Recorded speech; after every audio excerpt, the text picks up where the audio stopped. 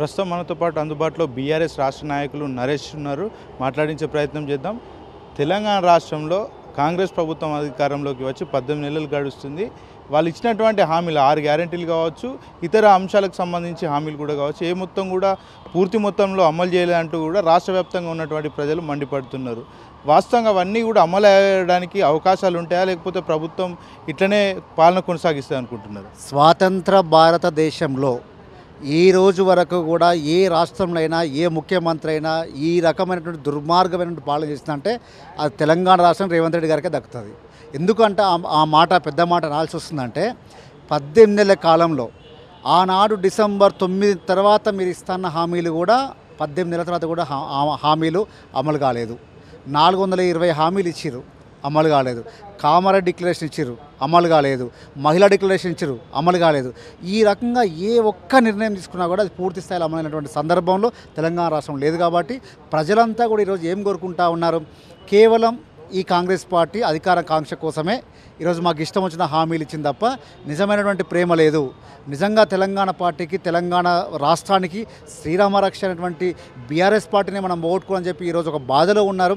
ఖచ్చితంగా రాబోయే ఎలక్షన్లో ఏ సందర్భంలో సరే, అది స్థానిక సంస్థలో కానివ్వండి, లేకపోతే బైపోల్స్లో కానివ్వండి, ఏ ఎలక్షన్ వచ్చినా సరే ఖచ్చితంగా తెలంగాణ ఓటర్ అందరూ కూడా బీఆర్ఎస్ పక్షాన్ని నిలుస్తారనేది వాస్తవం. అది ప్రజల పక్షాన్ని నుంచి వచ్చేటువంటి వాస్తవం కనబడతా ఉంది. కాబట్టి మనం కొత్తగా చెప్పాల్సిన అవసరం లేదు. కాంగ్రెస్ ప్రభుత్వం పట్ల ప్రజలంతా సానుకూలంగా ఉన్నారు, వేచి చూస్తున్నారు. ఖచ్చితంగా కూడా ప్రజలంతా మా వైపే ఉన్నారని కాంగ్రెస్ నేతలు చెప్తున్నారు. ఏ వైపు ఉన్నారు చెప్పండి? నిజంగా ప్రజలు మీ వైపు ఉంటే మీరు ఇచ్చిన కామారెడ్డి డిక్లరేషన్ 6 నెలల్లో మీరు 42% రిజర్వేషన్లు కులగణన చేస్తాం, రిజర్వేషన్లు ఒప్పిస్తాము, 9th షెడ్యూల్ చేరుస్తాము, ఆ ద్వారానే మేము ఎలక్షన్కి పోతామన్నారు. 18 నెలల కాలం అయిపోయింది, 19 నెలలు అవుతుంది. ఇంతవరకు ఎందుకు ఎలక్షన్కి పోలేదు? ఎందుకు 42% మీద రిజర్వేషన్ మీద ఎందుకు డ్రామాలు ఆడుతూ ఉన్నారు? కేంద్ర ప్రభుత్వం ఒక రకంగా మాట్లాడుతూ ఉంది. ఈరోజు గొప్ప విషయం ఏంటంటే ఈ బీజేపీ, తెలంగాణ బీజేపీ రాష్ట్ర అధ్యక్షుడు నిర్మోహమాటంగా, నిస్సిగ్గుగా, నిర్లజ్జగా 42% అమలయ్యే ఛాన్సే లేదు, 9వ షెడ్యూల్ చేర్చిన జరగదని నేను అడుగుతా ఉన్నాను. భారతీయ పౌరునిగా అడుగుతా ఉన్నాను. ఎందుకు సాధ్యం కాదు రామచంద్రరావు గారు? ఈ దేశంలో ఎన్నో వందల సార్లు ఈరోజు జరిగినటువంటి అమెండ్మెంట్స్ ఉన్నాయి. కానీ 60% ఉన్నటువంటి బీసీల కోసం ఒక అమెండ్మెంట్ చేయమంటే అది మీ పార్టీకి వ్యతిరేకమా? అది రాజ్యాంగ వ్యతిరేకమా?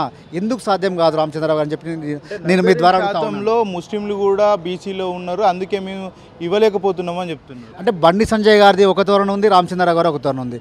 బండి సంజయ్ గారేమో బీసీల రూట్లో ముస్లిం కలుపుతూ ఉంటారు కాబట్టి మేము ఇవ్వలేకపోతా ఉన్నాం అంటున్నారు.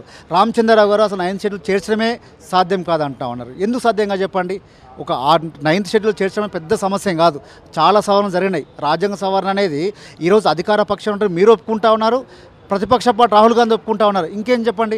ఒక్క నిమిషంలో జరిగిపోయేటువంటి పనిని. అంటే వీళ్ళకి కేవలం ఆ 2 జాతీయ పార్టీలు బీసీలకు ద్రోహం చేస్తూ ఉన్నాయి. 75 సంవత్సరాల కాలంలో చేరినటువంటి ద్రోహాన్ని మళ్ళీ ఒకసారి చూపించి ఇంకా కాలయాపన చేస్తూ ఉంది తప్ప నిజంగా చిత్తశుద్ధి లేదు. రాహుల్ గాంధీ గారు చిత్తశుద్ధి అంటే పార్లమెంట్ సమావేశాలు ఉన్నాయి, ఖచ్చితంగా బిల్లు పెట్టేంత వరకు కూడా వారు వెంట పడాల్సిన అవసరం ఉంది.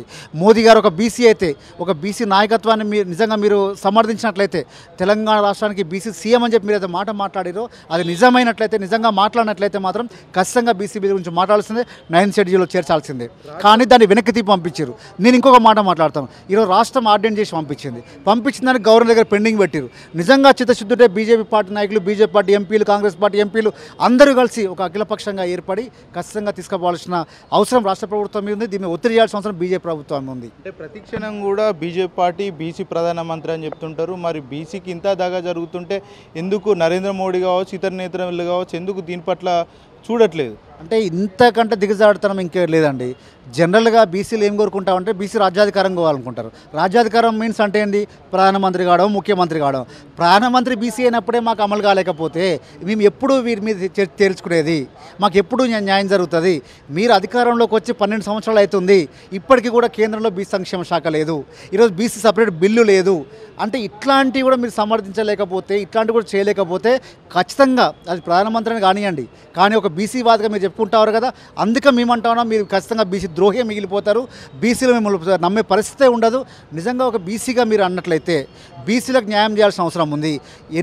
ఇన్ని రోజుల కాలం నాటి ఎదురు చూస్తున్నటువంటి ధోరణి ఈరోజు వచ్చింది. మాకు ఒక బీసీ ప్రధానమంత్రిగా ఉన్నారు కాబట్టి రిజర్వేషన్లు స్థానిక సంస్థలు 42% రావాల్సిందే, చట్టసభలో రిజర్వేషన్ రావాల్సిందే, బీసీ కులగణన జరగాల్సిందే జాతీయంగా. ఇవన్నీ చేయాల్సిన అవసరం మోదీ గారి మీద ఉంది కాబట్టి దాన్ని బీజేపీ పార్టీ రాష్ట్ర నాయకత్వం కూడా ఒత్తిడి తీసుకురావాల్సిన అవసరం ఉంది. 8 మంది ఎంపీలను గెలిపించింది ఈ రాష్ట్రము, 8 మంది కాంగ్రెస్ పార్టీ ఎంపీలను గెలిపించింది ఈ రాష్ట్రము, కానీ మీరంతా చేసింది జీరో. కాబట్టి మేము ఒకటే కోరుకుంటా ఉన్నాము, మీరు ఇదే రకంగా ఇదే పంతాల పోతే మా బీసీల యొక్క తడా కింద చూపిస్తాం. రాబోయే ఎలక్షన్లో బిడ్డ 100 ఫీట్ల లోతులో పాతి పెడతామని చెప్పి హెచ్చరిస్తా ఉన్నాను. బీసీల గురించి కవిత పోరాడుతుంటే మరోపక్క కొంతమంది కవితను టార్గెట్ చేస్తూ కూడా విమర్శలు చేస్తున్నారు. ఎట్లా చూస్తారు అది?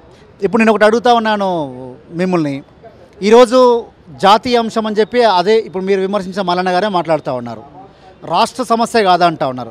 రాష్ట్రంలో మాట్లాడితేనేమో అంటే పార్టీలకు అనుకూలంగా లేదా పార్టీ సందర్భంలో బీసీలకు అనుకూలంగా కొంతమంది నాయకులు కొంతమంది అనుకూలస్తులు సందర్భంగా మాట్లాడితే మీది ఏ మంచం ఏ కంచం అని మాట్లాడారు కదా. ఇప్పుడు రాహుల్ గాంధీ గారు పార్లమెంట్లో మాట్లాడుతూ ఉన్నారు, పార్లమెంట్లో బీసీలు కావాలంటున్నారు, బీసీ బిల్లు కోసం కొట్లాడుతున్నారు. కొట్లాడమని మన మద్దతు తెలుపుదామా, లేకపోతే రాహుల్ గాంధీని కంచమేంది నీ మంచమేంది నువ్వు మాకు ఎట్లా మధ్య చెప్పి వ్యతిరేకిద్దామా? మల్లన్న గారు దీని మీద మీరు తేల్చుకోవాల్సిన అవసరం ఉంది. మల్లన్న కాంగ్రెస్ పార్టీలో లేనని చెప్తున్నాడు. ఈరోజు చూడండి, ఈరోజు ఇదే వారి న్యూస్లో ఏం మాట్లాడుతూ ఉన్నారు, కాంగ్రెస్ పార్టీ ఎమ్మెల్యేలకు ఎమ్మెల్సీకి మాకు రక్షణ లేదు, మాకు రక్షణ లేదంటే వారు ఇప్పటికి కూడా కాంగ్రెస్ ఎమ్మెల్సీగానే ఉన్నారు. అంటే ఇదంతా ఒక నాటకము, కాంగ్రెస్ పార్టీ ఆడుతున్న నాటకము. వారు పార్టీలో లేనని చెప్పి ఒక మాట అంటారు, పార్టీలో ఉన్న నా మీద దాడి చేస్తున్న ఒక రకంగా మాట్లాడుతూ ఉన్నారు. మీ నాయకుడు రాహుల్ గాంధీ గారు మాట్లాడితే మరి ఆయనదే కులము, రాహుల్ గాంధీ గారే కులము, మరి మాకు మంచానికి సంబంధించినడా మా కంచానికి సంబంధించినడా, మరి ఆయన మాట్లాడితే మనం సమర్థిద్దామా వద్దా అని కూడా మల్లన్న గారు చెప్పాల్సిన అవసరం ఉంది. అంటే మీ నాయకుడు మాట్లాడితే సమర్థించాలి, మా నాయకురాలు మాట్లాడితే సమర్థించొద్దా? ఇది ఎక్కడ ద్వంద్వ వైఖరి? ఇది బీసీలకు అర్థమైపోద్ది కదా. తెలంగాణ ప్రయాణికం చాలా చైతన్యమైనటువంటి గడ్డ ఇది. మీరు మీ రాజకీయ పార్టీగానో మీరు ఎదగడం కోసమో లేకపోతే ఢిల్లీకి పోవాలంటే ఏ గాడిద పడితే ఆ గాడిద ఎక్కుతా అని చెప్పి బీసీలో వాడుకుంటాడో మాత్రం డెఫినెట్గా ఇది మేము ఖచ్చితంగా ప్రజల దగ్గర ఎండగడతాం, మీ యొక్క నిజస్వరూపం చూపించే ప్రయత్నం మాత్రం చేస్తాం. త్వరలో లోకల్ బాడీ ఎలక్షన్స్ కూడా రాబోతున్నాయి. ఈ 42% ఏదైతే బీసీల అంశం ఉందో ఎఫెక్ట్ చూసే అవకాశాలు ఉంటాయా? డెఫినెట్గా ఎఫెక్ట్ ఉంటుంది. ఎందుకంటే పర్టిక్యులర్గా కామారెడ్డి డిక్లరేషన్తోనే ఎలక్షన్లకు పోయారు, బీసీలను నమ్మించి మోసం చేసిర్రు. కాబట్టి ఆ నయవంచన చేసిన ప్రభుత్వానికి ఖచ్చితంగా బీసీలు కర్రు కాల్చి వాత పెడతారు, దాంట్లో అనుమానమే లేదు. ఎందుకు అంటే 42% రిజర్వేషన్ మీద మీరు ఏ ప్రజానికైతే 60% బీసీ ప్రజలు నమ్మించి మీరు మోసం చేస్తా అంటే ఇటు చూస్తూ ఊరుకోరు తెలంగాణ ప్రజలు. ఖచ్చితంగా రాబోయే ఎలక్షన్లు ఏ ఎలక్షన్ అయినా సరే, అది స్థానిక సంస్థలు కానివ్వండి, కార్పొరేట్ ఎలక్షన్లు కానివ్వండి, బైపోల్సే కానివ్వండి, అసెంబ్లీ కానివ్వండి, ఎక్కడ వచ్చినా సరే ఖచ్చితంగా కరుగాల్చి వాత పెడతారు. నిజంగా మీకు చిత్తశుద్ధి ఉన్నట్లయితే మీరు అఖిల పక్షాన్ని తీసుకెళ్ళండి. పార్లమెంట్ సమావేశాలు జరుగుతూ ఉన్నాయి, పార్లమెంట్ సమావేశాల్లో రాహుల్ గాంధీ ద్వారా ఒప్పించండి. ప్రతిపక్ష పార్టీగా మీరు ఒప్పుకుంటా ఉన్నారు, ప్రధాన పార్టీగా దాన్ని ఒప్పించాల్సిన అవసరం ఉంది. లేదు అంటే ఖచ్చితంగా తెలంగాణలో బీజేపీ ఎంపీలని నిలదీయాల్సిందే, అడుగున నిలదీయాల్సిన పరిస్థితి ఏర్పడుతుంది. నిన్నటి సభలో రేవంత్ రెడ్డి తెలంగాణలో ఎరువుల కొరత లేదు, ఏఐ ద్వారానే అన్ని సమస్యలంతా సృష్టిస్తున్నారని చెప్తున్నారు. ఏం చెప్తారు ఈ విషయం? ఇప్పుడు పచ్చకామలకు అన్ని పచ్చగా కనబడతాయి కదా, రేవంత్ రెడ్డి గారు కూడా అదే రకంగా కనబడుతుంది. ఆయన ఏ ద్వారా ఇన్ని తీసుకొస్తున్నా 4th సీట్ ఇట్లా అయిపోతుంది, అది ఏ ద్వారా చూపిస్తుండే కదా, ఆయనకు అన్ని ఏ లెక్కనే కనబడతాయి. ఇక్కడ తెలంగాణ నమ్ముకున్నది ఏం కాదు, ఇంటెలిజెన్స్ కాదు. మీకేందంటే ఏఐ అనేది అనుమూల ఇంటెలిజెన్స్ లెక్క ఉపయోగపడుతుంది తప్ప మీకు ఎక్కడా కాదు. మేము తెలంగాణ సమాజం నమ్ముకునేది ఏంటంటే తెలంగాణ రాష్ట్రాన్ని ఆర్థికంగా, సామాజికంగా, సంక్షేమంగా అన్నిట్లో పరిపుష్టి చేయడం కోసం మేము గత ప్రభుత్వం ప్రయత్నం చేసింది.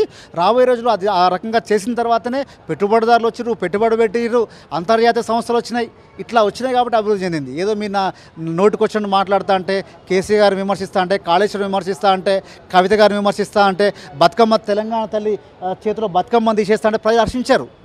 డెఫినెట్గా ప్రజలు ఏం కోరుకుంటా ఉన్నారు, తెలంగాణ సమాజానికి నీ వంతు నువ్వు ఏం చేయబోతున్నావు, గత ప్రభుత్వం కంటే నువ్వు హామీలు ఎక్కువ ఇచ్చినావు, అది ఏ రకంగా చేస్తా అని చెప్పి ప్రజలంతా నిలదీస్తూ ఉంటారు. రాబోయే ఎలక్షన్ ఖచ్చితంగా వాత పెడతారు. వాళ్ళకి ఉన్నటువంటి తెలంగాణ తల్లి విగ్రహం, కాంగ్రెస్ పార్టీ పెట్టినటువంటి తెలంగాణ తల్లి విగ్రహం రాష్ట్రంలో ఉన్నటువంటి ప్రతి జిల్లా కేంద్రంలో కూడా స్థాపిస్తామని చెప్తున్నారు. ఏం చెప్తారు ఈ విషయంలో?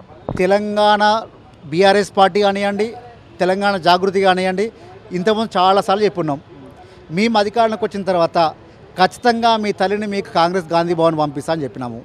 అసలు నిజంగా అడుగుతా ఉన్నానండి, తెలంగాణ అభివృద్ధి చేయాలంటే తెలంగాణ తల్లిని మారవాల్సిన అవసరమే ఉంది. 1,00,00,000 మంది మహిళలను కోటీశ్వరాలు చేస్తూ అంటున్నావు, కానీ నా తెలంగాణ తల్లి మాత్రం పేదరికంగా ఉండాలనుకుంటున్నావు. ఇంతకంటే ఎక్కువ దౌర్భాగ్యం ఏంది? నా తల్లి ఏమో నగలు లేకుండా అమాయకంగా కనబడాలి, కానీ నువ్వు ఇచ్చే హామీ మాత్రం 1,00,00,000 మహిళలు కోటీశ్వరాలు చేస్తూ అంటున్నావు. దాంతోపాటుగానే మహిళలను కోటీశ్వరాలు చేస్తూ అంటున్నావు, కానీ అదే మహిళలకు డీలక్స్ బస్సు ఎక్కే అవకాశం ఇవ్వట్లేవు. అంటే డీలక్స్ బస్సు ఎక్కే అవకాశం ఇవ్వని మహిళ కోటీశ్వరాలు అయిద్దంట, నా తెలంగాణ తల్లి మాత్రం పేదరికంగా కనబడాలంట. నా తెలంగాణ తల్లి చేతిలో బతుకమ్మ ఉండకూడదంట. ఒక ఎమ్మెల్యే అంటాడు తెలంగాణ బతుకమ్మ అనేది ఉన్నత వర్గాలు ఉన్నత వర్ణాలు చేసేటువంటి బతుకమ్మ అంటాడు. ఇంతకంటే దిగజారుతనం లేదు. ఇది ప్రజలంతా గమనిస్తూ ఉన్నారు. ఖచ్చితంగా తెలంగాణలో కాంగ్రెస్ పార్టీకి తగిన బుద్ధి చెప్పే రోజులు దగ్గరికి వస్తే చెప్తారని చెప్పి నేను పూర్తిగా ఆశిస్తా ఉన్నాను. తెలంగాణ రాష్ట్రం రైతులకు ఆంధ్ర వాళ్ళు వచ్చి వ్యవసాయం చేయడం నేర్పించారు అంటారు పిసిసి అధ్యక్షుడు మహేష్ కుమార్ గౌడ్. ఏం చెప్తారు ఈ విషయం? ఈ మహేష్ కుమార్ గౌడ్ గారు ఏం మాట్లాడతారో వారికి అర్థం కావట్లేదు. బీసీని అంటారు, బీసీల గురించి మాట్లాడే దాని మీద వ్యతిరేకిస్తారు. మరి వారు పోయి మాట్లాడరు. వారు ఢిల్లీకి వెళ్ళి వాళ్ళు రాహుల్ గాంధీ కానీ ఒప్పియ్యరు. వాళ్ళ ప్రభుత్వం తీసుకుపోయి ఇప్పుడు ఆర్డినెన్స్ ఎప్పుడు ఇచ్చారు? మేము ఒత్తిడి పెట్టినాక ఇచ్చారు కదా. అదేదో మా శాసనసభ బిల్లు పెట్టాక ఎందుకు ఇవ్వలేదు? ఎందుకు అఖిలపక్షాన్ని పార్లమెంట్ తీసుకెళ్ళలేదు? ఇవి జరుగుతూ ఉన్నాయి కాబట్టి ఒకటే, వారి యొక్క నిజస్వరూపం బయటపడ్డది, వాళ్ళ యొక్క ఉసరు వెళ్ళి తీరు బయటపడ్డది. కాబట్టి ఒక బీసీలనే కాదు, ఈడ బీసీలు కానివ్వండి, కార్మికులు కానీ, కర్షకులు, రైతులకు కానివ్వండి. గతంలో రైతు బంధు ఎప్పుడు వచ్చేదండి? నాట్లేసే టైంలో వచ్చేది. కానీ ఇప్పుడు ఎప్పుడు వస్తుంది? ఓట్లేసే టైంకి వస్తుంది. నాట్లేసే రైతు బంధు కావాలన్నా, ఓట్ల కోసం వచ్చే రైతు బంధు కావాలన్నా? అది ప్రజలు నిర్ణయించుకుంటారు కదా. రైతులను తిరగబెడతారు కదా. నీ మంత్రుల్ని, నీ ఎమ్మెల్యేలను ఊర్లకు రానియట్లేరు. ఇంతకంటే ఇంకా ఘోరం ఏం కావాలి నీకు? ఇంతకంటే ప్రజాస్వామ్య వ్యవస్థలు ఇంతకంటే ఎక్కువ నీకు నిరూపణ ఏం జరగాలి? కాబట్టి ఒకటే విషయం చెప్తా ఉన్నాను, తెలంగాణ జాగృతి ఏ నిర్ణయం తీసుకున్నా కూడా తెలంగాణ ఆకాంక్ష కోసం, తెలంగాణలో ఉన్నటువంటి సాంస్కృతిక వైభవం కోసమే చేస్తూ ఉంది తప్ప ఎవరిని కించపరిచినట్టు కాదు. ఈరోజు బీసీ రిజర్వేషన్లు అయినా ఆనాడు మహిళా బిల్లులో మేము పోరాటం చేసినాం, మహిళా బిల్లు రిజర్వేషన్ సాధించగలిగినాం. దాని కంటిన్యూషన్ భాగంగానే ఈరోజు బీసీ బిల్లు తీసుకున్నాం తప్ప ఆనాడు అధికారంలో వచ్చాక అధికారం పోయిందని మేము వెనక కూర్చోలేదు. అధికారం పోయినా సరే, ప్రతిపక్ష పార్టీ ఉన్నా సరే, బీసీల కోసం మేము వారు ఎంట నిలబడతామని చెప్పి కవిత గారు మాతో నిలబడ్డారు, మాతో ప్రయాణం చేస్తూ ఉన్నారు. ప్రతి సందర్భంలో కూడా వారి మీద ఒత్తిడి తీసుకోవడానికి ప్రయత్నం చేస్తూ ఉన్నారు. రాష్ట్రంలో గురుకుల విద్యార్థుల మరణ రేటు రోజు రోజు కూడా పెరిగిపోతుంది. దాన్ని మీరు ఎట్లా చూస్తారు? ప్రభుత్వాన్ని ఏం డిమాండ్ చేస్తున్నారు విషయంలో? నేను ఒకటే చెప్తా ఉన్నానండి, ఈ రాష్ట్రంలో ఒక నిస్సహాయకమైనటువంటి స్థితిలో ఈ రాష్ట్ర ప్రభుత్వం ఉంది. విద్యాశాఖ మంత్రి ఎవరండి? విద్యాశాఖ మంత్రి ఎవరికైనా ప్రజలు తెలుసా? ఈ విద్యాశాఖ మంత్రి 100 మంది పిల్లలు చనిపోతుంటే ఒక్కనాడైనా సమీక్షలు చేసిండా? చేయడు. అదే బనకచెర్ల మీదనో లేకపోతే ఇంకా ఏదో కాలువల మీదనో వాటి మీద చేస్తారు. ఎందుకంటే వాటిలో వాటాలు కావాలి కాబట్టి, వాటిలలో పొంగులేడు శ్రీనివాసరెడ్డికి వాటా కావాలి కాబట్టి, వాటిలలో జీవికే కృష్ణారెడ్డికి వాటా కావాలి కాబట్టి వీటి మీద సమీక్షలు చేస్తే తప్ప నా 100 మంది పిల్లలు చనిపోతూ ఉంటే, పాము కాట్లు చనిపోతూ ఉంటే, ఆకలి గోసలు చనిపోతూ ఉంటే, ఒక విషం లాంటి ఆహారం తిని ఇబ్బందులు పడుతూ ఉంటే ఈ ముఖ్యమంత్రి గారు ఎక్కడ కూడా సమీక్ష చేసిన సందర్భాలు లేవు. కాబట్టి నా డిమాండ్ ఏం చేస్తూ ఉన్నాను, ముఖ్యమంత్రి గారు దయచేసి మీ ఇట్లాంటివంటి నికృష్టమైనటువంటి పాలన ఈరోజు ఉంది కాబట్టి ఇప్పటికైనా కొంత సమయం ఉంది. ఆ సమయంలో పేద ప్రజల కోసం, కష్టాల కోసం, విద్యార్థుల కోసం మీరు సమీక్షలు చేయండి, బాగుపరిచే విధంగా కొంత ప్రయత్నం చేయండి చెప్పి నేను డిమాండ్ చేస్తూ ఉన్నాను.